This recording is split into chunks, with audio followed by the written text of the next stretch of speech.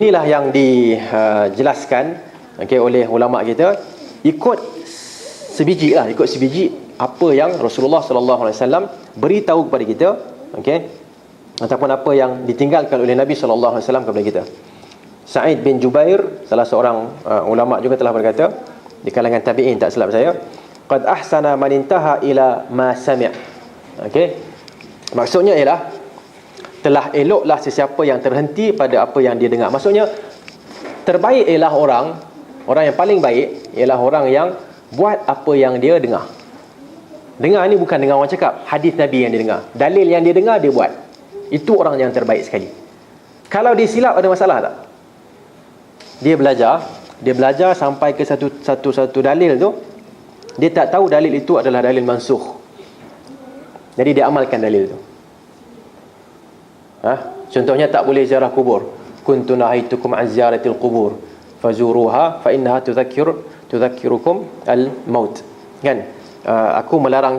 Dahulu aku melarang kamu daripada ziarah kubur, sekarang ziarahlah kubur kerana ziarah kubur itu akan mengingatkan kamu kepada kematian. Jadi dia mungkin hadis tu dia tak baca, tapi dia baca Nabi SAW melarang orang ziarah kubur. Dia pun tak ziarah kubur. So bila tak ziarah kubur, tengok ada kawan ziarah kubur, kawan tu pun ilmu tak berapa ada macam dia. Jadi bila berhujah tu, jadi hujah perbuatan lah. Ini sunnah, ni tak sunnah, ni tak sunnah. Jadi akhirnya kamu bid'ah, aku bid'ah, apa semua, itu yang tinggalnya. Tapi dalil dia tak bawa kan. Jadi akhirnya bila kita bawakan dalil, salah saya tersilap. Yang betulnya ialah ziarah kubur itu boleh. Ini adalah perkara yang telah pun dimansukhkan.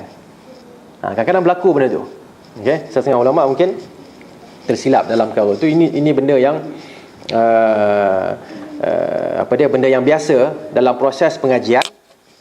Dan itulah yang kita kena buat. Tahap yang kita belajar tu, itulah yang kita buat. Sebab tu kita tak boleh ta'assub, tak boleh fanatik. Bila kita belajar, mungkin kita belajar ilmu, contohlah kan kita bagi ilmu usul fiqh, kita baru belajar satu kitab yang ringkas. Orang dah belajar 5 kitab yang detail. Jadi kita mungkin kita rasa yang kita, memanglah kita belajar, rasa kita lah hebat kan. Tiba-tiba dia bawa ilmu lain. So dengar yang tu, bila dapat satu maklumat baru, kita berubah, tak ada masalah. Contohnya Imam Malik rahimahullah, bila ditanya tentang takhlilul asabi' fil wudu', apa dia panggil? Apa dia panggil?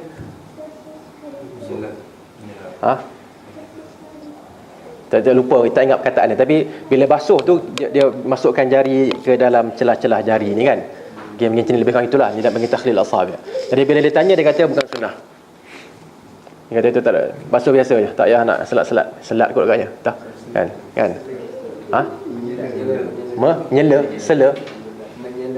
Menyela. Tak apalah, itulah dia perkataan dia kan. Jadi tiba-tiba ada seorang yang hadir dalam majlis tu mengatakan, wahai Imam Malik, wahai Abu Abdillah, saya telah mendengar daripada fulan bahawa Nabi khallala baina asabi'ihi. Jadi dia kata, hadza hadithun hasan. Hadis yang kamu sebut ni, taraf dia hasan. Ikut riwayat yang kamu bawa tu, hasan. Dia tahu siapa periwayat tu. Sanad tu dia kenal. Bukan sanad macam sekarang ni. Sanad bawa, kenal pun tak. Tok guru dia pun tak kenal sanad tu siapa kan. Dia tak boleh cakap banyak-banyak kan. Ada orang marah. Tapi yang penting itulah.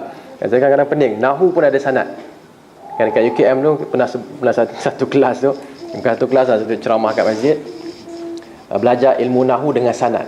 Kata apa pula ilmu nahu dengan sanad kan? Kalau hadis Nabi dengan sanad munasabah lah, tafsir dengan sanad, tapi ilmu nahu dengan sanad tak tahulah. Dia gulu, terlalu melampaui batas dalam masalah sanad ni.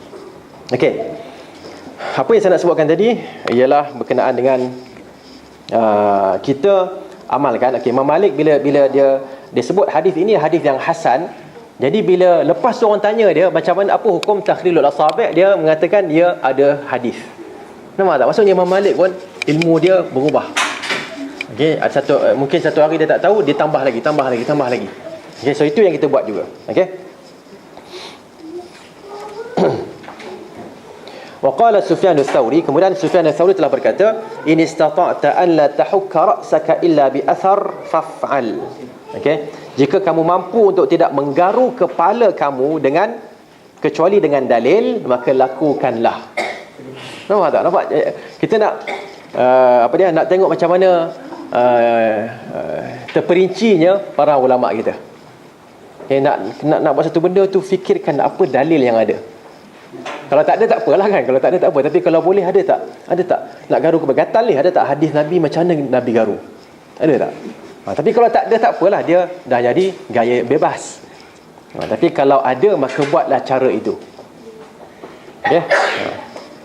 Contohnya sekarang ni siwak. Dia panggil apa? Siwak lah. Sugi. Bersugi macam mana cara dia? Bersugi. Yalah, nak gosok tu macam mana? Atas bawah ke? Kanan kiri? Bulat. Okay. Kalau ikut hadis Nabi, dia kanan kiri, dia ke atas bawah, dia bukan bulat-bulat. Kan? Tapi kita kata kalau bulat-bulat tu sesuai dengan buruh gigi lah. Tapi kalau yang tu lain sikit. Okay, so itu antara caranya. Okay, antara benda yang kita boleh fikirkan. Tapi masalahnya ialah kalau tak ada. Macam ketik kuku, setakat yang tak tahu ilmu saya, yang saya belajar, tak adalah cara nak mula yang mana. Hari apa? Hari apa adalah kan hari antaranya hari Jumaat kan? Ada hari boleh, ada tak boleh kan? Itu masalah sikit. Hari Jumaat, okey tak apa, pasal kita nak berhias. Okey. Kemudian dalam masa khamsun min al-fitrah, 5 perkara daripada fitrah manusia yang perlu dibuat dalam tempoh 40 hari, jangan lebih 40 hari. Okey. Itu adalah. Tapi ada tak hari tertentu tak boleh ketik kuku? Kalau ada dalil tak apa. Tapi kalau tak ada dalil, jangan beratkan orang. Tak boleh hari Rabu lah, itulah, ini apa semua kan. Saya kadang-kadang dengar benda tu, tak tahu kenapalah dia orang ni dibenarkan bercakap di radio kan. Waktu malam tak boleh. Zaman dulu tak apa, waktu malam tak boleh kerana tak ada lampu. Dia biasanya kat rumah-rumah tok nenek kita kan, ada pelita, jadi mungkin takut berdarah ke apa, munasabah lah juga. 10 awal Zulhijjah tu ada dalil lah bagi orang yang nak korban. Tapi dia tak nak korban, tak ada apa, duit pun tak ada, tiba-tiba tak boleh, yang nak ikut juga tak. Itu dia dah terkeluar daripada konteks dalil tu. Okey.